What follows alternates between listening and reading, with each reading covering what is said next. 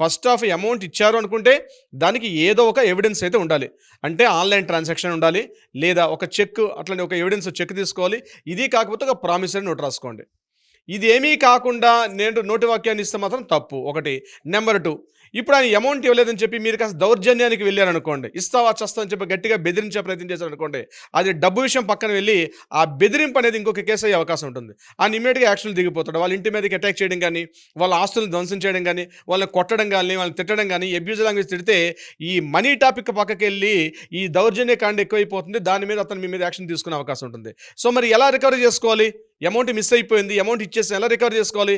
దీనికి ఒకటే మార్గం. ఒకటి గుర్తుపెట్టుకోండి. మీ దగ్గర ఎవిడెన్స్ ఉంటే, మీరు అమౌంట్ ఇచ్చినట్టుగా ఏదైనా ఎవిడెన్స్ ఉంటే, ఇమ్మీడియేట్‌గా మీరు దగ్గరలో ఉన్నటువంటి ఒక అడ్వొకేట్‌ని సంప్రదించండి. ఇమ్మీడియేట్‌గా అడ్వొకేట్ ఏం చేస్తారు? ఒక లీగల్ నోటీస్ ఫార్మ్ చేసి, లీగల్ నోటీస్ పంపిస్తారు. ఏ ఫార్మాట్‌కైనా ఫస్ట్ లీగల్ నోటీస్ అనేది వెరీ, వెరీ మోస్ట్ ఇంపార్టెంట్. ఎందుకంటే ఆయన ఒక అనుభవజ్ఞుడైన ఒక అడ్వొకేట్ కాబట్టి లీగల్ నోటీస్ పంపిస్తారు.